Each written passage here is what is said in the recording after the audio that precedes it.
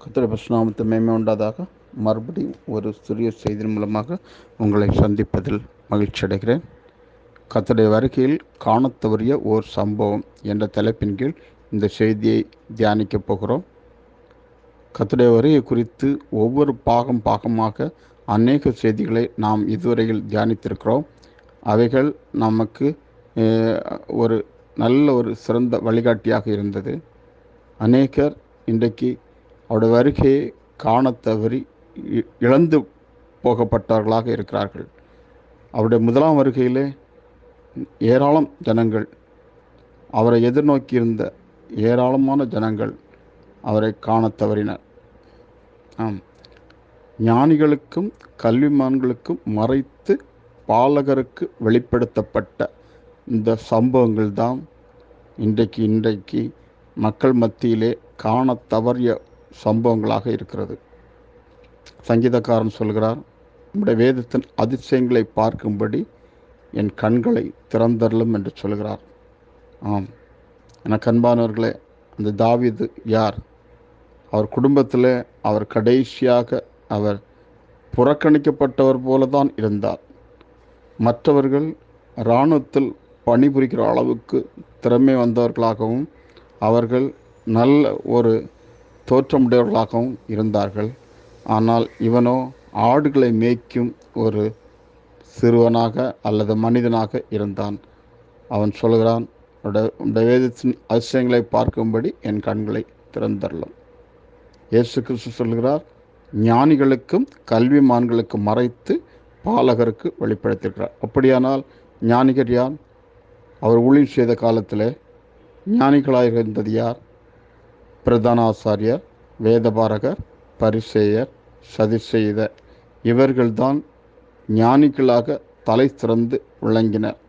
மோசேயின் மூலமாக கொடுக்கப்பட்ட நியாயப்பிரமாணத்தை அவர்கள் வகுப்பு வாரியாக கற்று தேறியிருந்தனர். மாத்திரமன்ற, நன்றாக கற்று தேறியிருந்தனர். ஒரு சிறு பாவம் செய்தால் கூட நியாயப்பிரமாண முறைமையின்படி அதற்கு பதிலாக ஒரு பலியை செலுத்த வேண்டும் என்ற அளவை அவர்கள் தெளிவாக அறிந்திருந்தனர். அவ்விதமாக இருந்த அவர்கள்தான், நியாயப்பிரமாணத்தில் கற்று தேறியிருந்த அவர்கள்தான் நியாயப்பிரமாணம் சுட்டி காட்டிய அந்த மேசியாவாகிய அந்த கர்த்தராகிய இயேசு கிறிஸ்துவை அவர்கள் காண தவறிவிட்டனர். ஆகவே தான் இயேசு கிறிஸ்து சொல்கிறார், ஞானிகளுக்கும் கல்விமான்களுக்கும் மறைக்கப்பட்ட ஒன்று. எல்லா விஷயங்களும் தெளிவாக அறிந்திருந்தனர். மோசே சொல்கிறார், என்னை போல் ஒரு தீர்க்கதரிசி எழும்ப பண்ணார், அவருக்கு செவி கொடுக்கணும்னு சொல்கிறார். அவர் தெளிவாக நியாயப்பிரமாணத்தில் சுட்டி காட்டியிருக்கிறார். ஆனால் அவர் மூலமாக கொடுக்கப்பட்ட நியாயப்பிரமாணத்தில் தேறினவர்கள் அவரை காண தவறிவிட்டனர். இன்றைக்கும் இந்த கடைசி காலத்தில் நாம் பார்க்கும்போது பாருங்கள், ஏராளமான ஜனங்கள் பரிசுத்த வேதாகமத்தில் கற்று தேறி தலை சிறந்து விளங்குகிறவர்களாக காணப்பட்டார்கள். இந்த கடைசி காலத்தில் நமக்கு தெரியும், இணையதளங்களை பார்த்துருக்கிறோம், கிறிஸ்துவை இராதவர்கள், கிறிஸ்தவ அந்த ஐக்கிய வட்டாரத்தில் இராதவர்கள் பரிசுத்த வேதாகமத்தை எவ்வளவு திறமையாக பேசுவதை நம்மால் இணையதளத்தில் காண முடிகிறது. ஒரு பர்வீன் சுல்தானா என்பவர்கள், அவர்கள் ஒரு கல்லூரியில் பேராசிரியராய் வேலை பார்ப்பவர்கள். அவர்கள் பரிசுத்த வேதாகமத்தை எடுத்து பேசும்போது அதை நான் கேட்கும்போது அவ்வளவு உன்னிப்பாக நான் கவனிக்கிறேன். அந்த அளவுக்கு அவர்கள் ஒரு ஊழியக்காரர், ஒரு ஆவிக்குரிய ஊழியக்காரர் பிரசங்கிப்பதை விட அவர்கள் தெளிவாக மக்கள் மனதில் ஆழமாக பதியும்படி எல்லாவற்றையும் எடுத்து வைக்கிறார்கள். இந்த ஒரு ஊழியக்கார பிரசங்கம் பண்ணால் கூட அதை மக்கள் அதை கவனத்தில் விட்டுவிட வாய்ப்பு இருக்கிறது.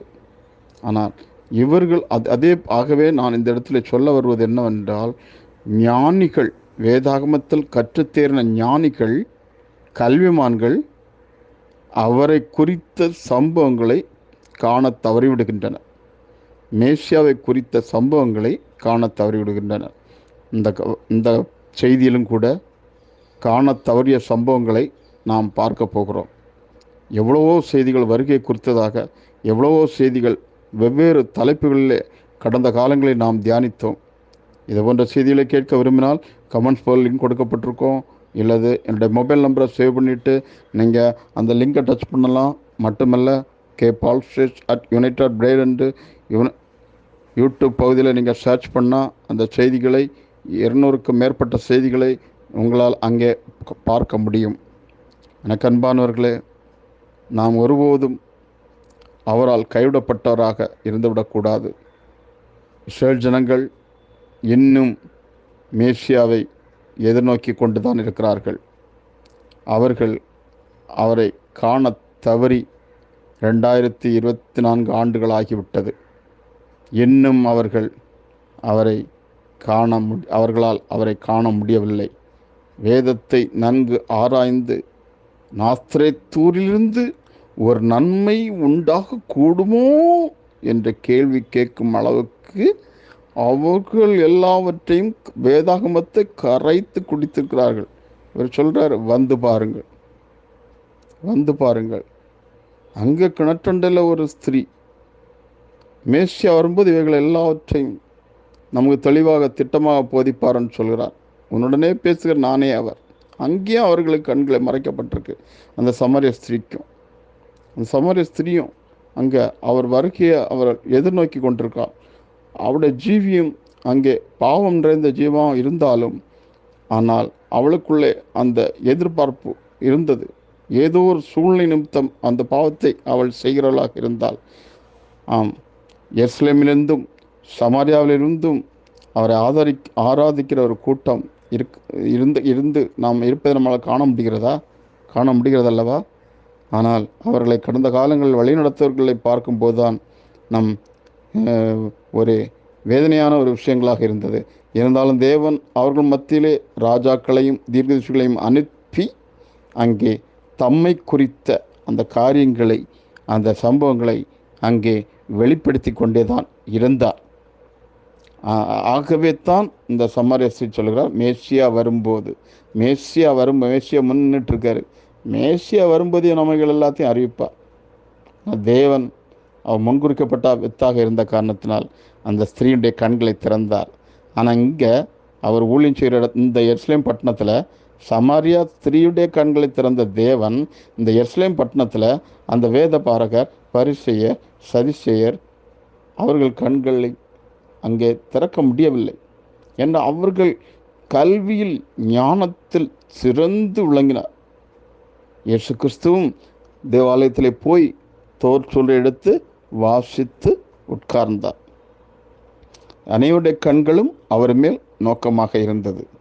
ஆக தோல்சொல்லை வாசித்து அதில் தேறினவர்கள், பவுலப்போஸ்தலன் சொல்லவில்லையா, எல்லாவற்றையும் அவன் கற்று தேர்ன ஒரு மனிதனாக இருந்தான். சவுலாக இருக்கும்போது தமஸ்குக்கு செல்லும் அந்த வழியிலே பேரொழியாக தேவன் சந்திக்குவதற்கு முன்பு வரைக்கும் அவன் கற்று தேர்ந்தவனாக இருந்த காரணத்தால் தான் தேவன் அவரை அவனுக்கு வெளிப்படுத்த சித்தமாக இருந்தபோது எல்லா தோல்சொல்லையும் எடுத்துட்டு அரபு தேசத்தில் போய் 3 வருஷத்துக்கு மேலாக அங்கே இருந்து அதை தேவ சமூகத்தில் படித்து அதன் காரியங்களை அவன் தெரிந்து கொள்கிறான். இன்றைக்கும் அப்படித்தான். நீ எவ்வளவு கற்று தேர்ந்தவனாக இருந்தாலும் சரி, தேவன் உங்களுக்கு அதை வெளிப்படுத்தணும். இது ஒரு நிமிடத்திற்கு குறைவான நேரத்தில் புரிந்து கொள்ள வேண்டிய செய்தி, பேசி முடிக்க வேண்டிய செய்தி. முகவுரையாக நான் இந்த பகுதிகளை உங்கள் மத்தியிலே கூறிக்கொண்டிருக்கிறேன். எனக்கு அன்பானவர்களை, அடியனை தவறாக நினைத்து கொள்ள வேண்டாம். இன்றைக்கு நீங்களும் நானும் அப்படித்தான் வேதாகமத்தில் கற்று தேர்ந்தவர்களாக இருக்கிறோம். ஒரு விஷயத்தை எடுத்து முன் வைக்கும்போது எதிர்வாதம் அல்லது எதிர்கேள்விகள் இல்லை என்றால் அது எப்படி என்று கூறத்தக்கதாக நாம் திறமை வந்தவர்களாக இருக்கிறோம். ஆனாலும் முன் நடந்ததே இப்பொழுது நடக்கிறது என்ற வார்த்தையின்படி அவர்களைப் போல கற்று தேர்ந்தவர்களில் பெரும்பான்மையோர் தேவனை காண தவறிவிடுகிறார்கள். அரை நிமிடத்தில் பேசி முடிக்க வேண்டிய செய்தி, ஒரு நிமிடத்துக்கு குறைவான நேரத்தில் பேசி முடிக்க வேண்டிய செய்தி. இந்த செய்தியில் தேவ ஆவியார் நமக்கு என்ன கற்றுக் கொடுக்க போகிறார் என்பதை கொஞ்சம் சிந்திங்க. நீங்கள் கர்த்தருடைய நாளில் ஆவிக்குள்ளாவிதான் ஒவ்வொரு காரியத்தையும் கற்றுக்கொள்ள வேண்டும், ஆவிக்குள்ளாக வேண்டும். பரிசுத்த ஆவியானவர் நம்மை வழிநடத்த வேண்டும். பரிசுத்த ஆவியானவர் நமக்கு போதிக்க வேண்டும். நான் அதை லேசாக சொல்லிவிட்டு சொல்கிறேன். ஏனென்றால் ஒவ்வொரு செய்தியிலும் இதை அழுத்தமாக கூறியிருக்கிறேன். சத்திய ஆவியாகி வரும்போது நம்மை வழிநடத்துவார். சத்தியாவியாரும் நமக்கு எல்லாவற்றையும் போதிப்பார். இப்பொழுது இந்த பகுதியில் தேவ ஆவியார் நமக்கு என்ன போதிக்கிறார்? இந்த பகுதியில் தேவ ஆவியார் நமக்கு என்ன போதிக்கிறார்? ஆவியானவருக்கு சற்று இடம் கொடுங்கள். ஆவியானவருக்கு சற்று இடம் கொடுங்கள். அந்த அவர் வருகையிலே காணத் தவறிய சம்பவம் என்ன? அவர் வருகையிலே அவர்கள் ஞானிகள் காணத் தவறிய சம்பவம் என்ன? அவர் வருகையிலே கல்விமான்கள் காணத் தவறிய சம்பவம் என்ன? அதை குறித்து நீங்கள் இது ஏற்கனவே நன்கு அறிந்த பகுதி. இது உங்கள் இருதயத்தில் மனப்பாடமாக பதிந்திருக்கக்கூடிய பதிவு. இதை நீங்கள் தெளிவாக அந்த இடத்துல ஆவியானவர் உங்களுக்கு வெளிப்படுத்தணும். இன்றைக்கி அப்படித்தான். இந்த கடைசி காலத்தில் அன்று நடந்துதான் இப்பொழுது நடக்கும். கடைசி காலத்தில் அதே சம்பவம் தான் நடக்கும். எதிர்நோக்கி இருக்கிறவர்கள் அந்த குறிப்பிட்ட சம்பவத்தை காண தவறியிருப்பார்கள். அவர்கள் ஏன்னா வேதத்தில் தேர்னவங்க. பாருங்க, பைபிள் எடுத்து பாருங்க, அந்த வசனம் அப்படி சொல்லுகிறது. வேதத்தை எடுத்து பாருங்க, இந்த வசனம் சொல்லுகிறது, இந்த வசனத்தில் நிழலாக சொல்லப்பட்டுள்ளது, இந்த வசனத்தில் வெளிப்படையாக சொல்லப்பட்டுள்ளது என்றெல்லாம் சொல்லிக்கொள்ள அவர்கள் அந்த இடத்துல தயாராகத்தான் இருக்கிறார்கள். அப்படி என்ன நான் அந்த முதலாம் வருகையிலே அந்த காண தவறிய ஒரு நிகழ்ச்சி, முதலாம் வருகையில் காண தவறிய நிகழ்ச்சி என்ன? தேவ ஆவியானவர் உங்கள் இதயத்திலே அந்த நிகழ்ச்சியை கொண்டு வர வேண்டும். தேவ ஆவியானவர் உங்கள் இதயத்திலே அந்த சம்பவத்தை கொண்டு வேண்டும். ஆம், ஆவியானவருக்கு ஒப்பு கொடுப்போம். ஆவியானவருக்கு ஒப்பு கொடுப்போம். அநேகர் இருதயங்களே தேவ ஆவியானவர் இடைப்பட்டு கொண்டிருக்கிறார். ஆம், சில இடங்களிலே தேவ ஆவியானவர் பழைய ஏற்பாட்டு காலத்தில் தீர்க்கதரிசிகள் சம்பவத்தை பார்க்கும்போது கர்த்தர் அதை எனக்கு அறிவியாமல் மறைத்தார். அப்படியானால் இன்னொரு நேரங்களில் அது வெளிப்படுத்தப்படுகிறது. ஒருவன் மூலமாக அது வெளிப்படுத்தப்படுகிறது. நாம் அநேக சம்பவங்களை குறித்து நாம் அறிந்திருக்கிறோம். இப்பொழுது நான் உங்கள் மத்தியில் அதை வெளிப்படையாக கூற விரும்புகிறேன்.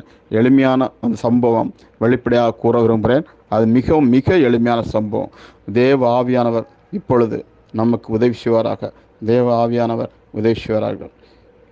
இயேசு கிறிஸ்துவை நெருங்கியிருந்த அப்போஸ்தலர்கள் இயேசு கிறிஸ்துவிடத்தில் ஒரு இதை வைக்கிறார்கள். ஒரு கருத்தை, ஒரு கேள்வியை முன்வைக்கிறார்கள். என்ன கேள்வி? ஏற்கனவே இந்த அப்போஸ்தலர்களிடம் ஒரு குறிப்பிட்ட சாரார்